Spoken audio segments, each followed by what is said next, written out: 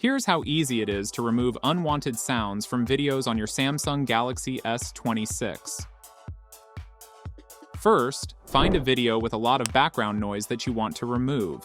As morning arrives, Oakley Forest begins to stir. Once you've found the video, swipe down from the top of the screen to open the Quick Settings panel. You should see the Audio Eraser option at the top. Audio Eraser is now available while watching content in supported apps like YouTube and Instagram. Tap on Audio Eraser. Then, tap on the toggle to enable the feature. You can also adjust the strength of the effect based on how much background noise you want to remove. If you want the audio to focus more on the speaker's voice, you can also enable Voice Focus. Then tap on Done once you're finished adjusting the settings.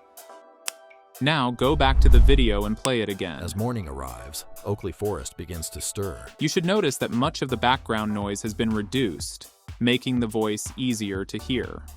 And that's it.